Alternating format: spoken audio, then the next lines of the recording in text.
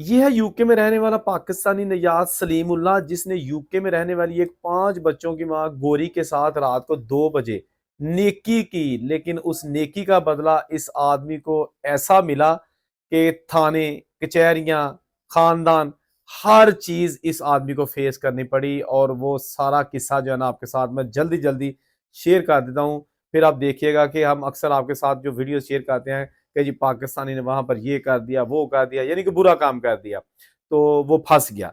लेकिन देखिए कि एक पाकिस्तानी ने अच्छा काम किया और फिर भी वो फंस गया। अब मुकद्दर ऐसे हम क्या कर सकता हूं कि अच्छी खबरें और बुरी खबरें साथ साथ आपके साथ हम शेयर करते रहते हैं। ये वाकया है जनाब बेसिकली 2022 का, लेकिन अभी 7 फरवरी 2026 को उस गोरी को सजा हुई है। इसलिए ये वाकया आप नया ही समझे, क्योंकि अब ये जाके तो ड्रॉप सीन हुआ है। तो इस वाक़े को समझने के लिए हमें 2022 में ही जाना पड़ेगा, जब रात के तकरीबन 2 बजे रेचल नामी 38 साला एक गोरी खातून, जिसके 5 बच्चे थे, और वो अपने खामन के साथ आर्गुमेंट करके ज़बरदस्ती ये कह के आ गई कि मैं फ्रेंड्स के साथ नाइट आउट जा रही हूँ, वीकेंड है, तो मैं लेट नाइट घर आऊँगी, बच्चों का रखना ख्याल। उस आदमी ने, जो उसका शौहर था, उसने बच्चे अपने पास रखे और इसको कहा कि जा।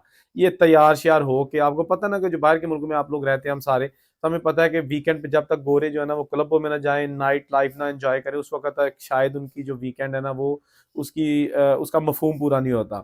तो रेचल नामी खातून ये भी निकल गई और सारी रात ये पीती पिलाती रही, दोस्तों के साथ मिलती रही। उसके बाद जनाब ये पूरी जनाब लट्टू हो गई, ड्रंक हो गई। ड्रंक जब हो गई तो इसने जनाब सोचा कि अब मैं टैक्सी लेती हूँ और घर चली जाती हूँ। पहले तो इसने फुटपाथ पे गुलगुबाड़ा किया और ऊंची ऊंची बकरे बोले। उसके बाद जनाब टैक्सी को हाथ दिया, टैक्सी ने रोक ली, टैक्सी के अंदर बैठ गई। ना इसके पाँव में कोई जूता था, क्योंकि पता नहीं जूता भी जो है ना वो नशे में कहाँ उतार दिया था। तो बड़े अजीबोगरीब किस्म का इसने बोल्ड किस्म का ड्रेस भी पहना हुआ था। तो ये टैक्सी में बैठ गई। टैक्सी इसको जो है ना वो लेके जा रही थी, तो ये टैक्सी वाले के साथ बदतमीजी करना शुरू हो गई, क्योंकि आपको पता है जब शराब का नशा हो तो वो बंदा जो मर्जी बकता रहता है, उसे समझ नहीं आती। इसीलिए ये चीजें मना है कि इंसान हवास को बैठता है। खैर वो लड़की जो है ना उसने वो टैक्सी वाले से भी बदतमीजी शुरू कर दी और गालियां बकना शुरू कर दी। वो टैक्सी वाले को पता चल गया कि ये इंतहा से ज्यादा ड्रंक है, तो गले मुसीबत पड़ने वाली बात है। तो इससे जितनी जल्दी हो सके जान छुड़ा लो, क्योंकि जो टैक्सी वाले होते हैं बाहर के मुल्कों में, उनको पता होता है कि हमने मोहतात अंदाज में कैसे जो है ना वो अपनी लाइफ जो है ना वो सेव करनी है। तो उसने इसको एक साइड पे करके कहा कि आप मेरी गाड़ी से उतर जाओ। इसने उसको फिर गालियां देना शुरू कर दिया और गाड़ी से नहीं उतरी। फिर उसने कहा कि मैं आप पुलिस को कॉल करने लगा हूं कि ये मेरी गाड़ी में जबरदस्ती घुस गई है, तो ये ड्रंक है, मैं इसको नहीं लेके जाना चाहता। जब उसने पुलिस का ड्रावा दिया तो ये खातून नीचे उतर गई। लेकिन उसके बाद ये इसने पैदल ही चलना शुरू कर दिया। अब रात के 2 ढाई का टाइम था, पूरा सन्नाटा छाया हुआ था। ये जनाब लड़खड़ाती हुई फुटपाथ पर चलती जा रही है। अब कहाँ चलती जा रही है किसी को कोई पता नहीं है, इवन कि इसको खुद नहीं पता कि इसकी मंजिल कहाँ है। इतने में जनाब वहां पर गाड़ियां आती जाती रही हैं, किसी ने इसको लिफ्ट देने या इसकी मदद करने की कोशिश नहीं की। लेकिन एक आ गया पाकिस्तानी 33 साल सलीमुल्लाह, जो कि शादीशुदा था और 6 महीने की उसकी बेगम ही जो है ना वो प्रेग्नेंट थी।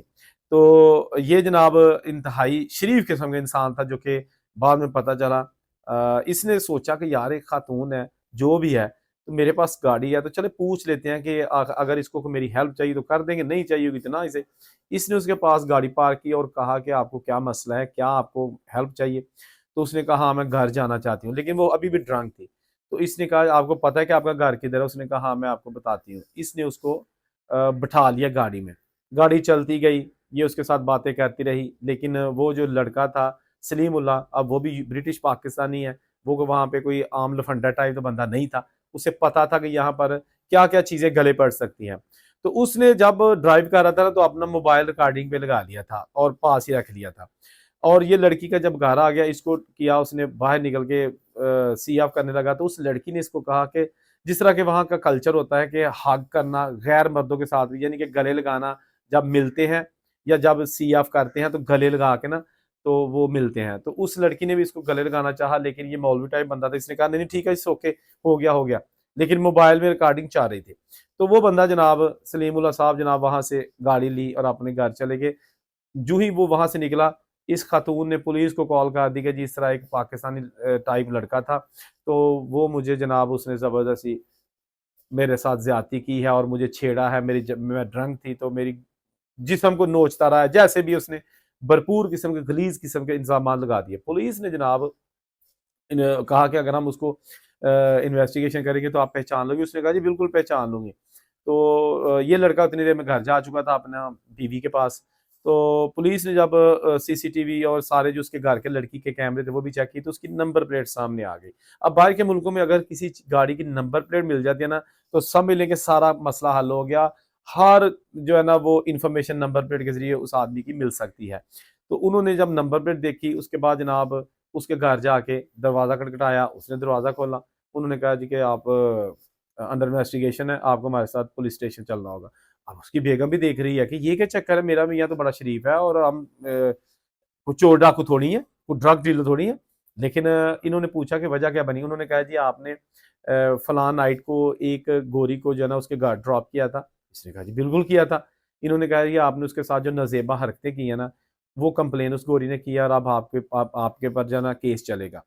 अब उसकी बेगम भी हैरत भरी नज़रों से देख रही है। आप अंदाज़ा करें कि एक आदमी जो है ना वो अपने घर में बैठा है, उसकी बेगम भी है और वो प्रेग्नेंट है। खुशियाँ आने वाली हैं उनके घर में और इस बंदे ने कुछ गलत किया भी नहीं है।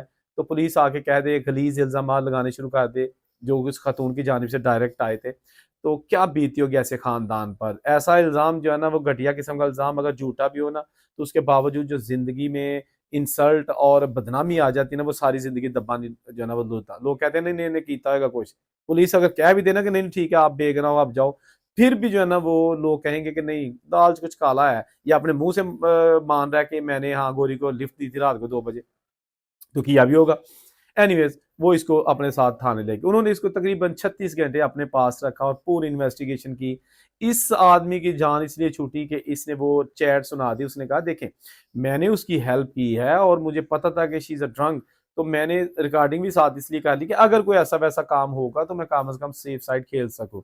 तो जब पुलिस ने उसकी रिकॉर्डिंग सुनी और वो लड़की क्या बातें कर रही है, कोई ऐसा चक्कर नहीं था छेड़ने वाला, कोई ऐसा। बाद में लड़की कह रही है कि हग कर लेते हैं, आप जा रहे हो, आपका शुक्रिया। तो ये सारी चीज़ें रिकॉर्डिंग में आ गई। तो पुलिस ने कहा कि नहीं, बीबी चातर हैगी ये जनाब इन्हू मामू बना रही है इस लड़के मुसलमान बेचारे को। पुलिस ने जनाब इसको तो छोड़ दिया। उसके घर गए और उससे जा कहा कि जी हमने मुलज़िम पकड़ लिया है, तो आप हमारे साथ आओ और उसको पहचान लो। ये खुशी-खुशी आई और जब ये आई तो थाने में इसको पकड़ लिया और इन्वेस्टिगेशन स्टार्ट कर दी। उन्होंने कहा कि जी हकीकत ये है कि उसके पास सारी रिकॉर्डिंग है। सारी रिकॉर्डिंग सुनाई और कहा कि ये देखो ये आपकी बातें हैं ना, इसमें कहीं आप उस लड़के के साथ कोई ऐसी चीज़ नहीं डिस्कस कर रहे, कोई आर्गुमेंट नहीं हुआ, कोई आपको छेड़ नहीं रहा। ये सारी रिकॉर्डिंग मौजूद है। तो उसने फिर कह दिया हाँ, नहीं असल में वो मुझे नहीं कहना चाहिए था, पता नहीं मुझे क्या हो गया था। मैंने खामखा उस पे इल्ज़ाम लगा दिया। उन्होंने कहा नहीं इंज नहीं बीबी इंज नहीं। इल्ज़ाम लगा दिया, वो तो बेचारा बच गया रिकॉर्डिंग दिखा के, वरना उसने तो अभी जेल में होना था और पता नहीं क्या उसके साथ बनना था। और अब आप कह रही हो नहीं, नहीं मैं असल दे च मैनू पता नहीं क्या है, अब आप पे केस चलेगा। उन्होंने जनाब जो लॉ होता है ना कि कानून को मिसयूज़ करना और गलत इन्फॉर्मेशन देनी, तो उसके मुताबिक इस पे मुकदमा दर्ज करके फिर इसका चालान पेश किया और अब 7 फरवरी वाले दिन वहाँ पर क्राउन कोर्ट जो थी, उन्होंने इसको 2 साल के लिए खातून को जेल में भेज दिया है और ये जनाब जेल में है। ये जनाब आदमी जो है ना सलीमुल्लाह साहब, ये इनको बाइज्जत बरी कर दिया है। लेकिन सलीमुल्लाह का कहना था कि इस एक इंसिडेंट ने मेरी पूरी ज़िंदगी को हिला के रख दिया है। मेरी पूरे करियर में एक भी ऐसा कोई जुर्म या ऐसा इल्ज़ाम नहीं था जो कि एक मुझे नेकी करने की एवज़ जो है ना वो मिल गया है। यानी कि ये समझ लें कि आप यार मुझे मार, मैंने वो हरकत कर डाली, मुझे नहीं करनी चाहिए थी। लेकिन मैंने ये सोचा कि यार किसी की हेल्प कर देनी चाहिए। मुसलमान ऑलरेडी जो यहाँ पे काफ़ी बदनाम है या पाकिस्तानियों पर जो है ना ग्रूमिंग गैंग के हवाले से और दूसरी चीज़ें काफ़ी हैं। तो चलो मैं एक अच्छा काम कर देता हूँ ताकि इमेज बिल्ड हो सके पॉजिटिवली, लेकिन ऐसा नहीं हो सका।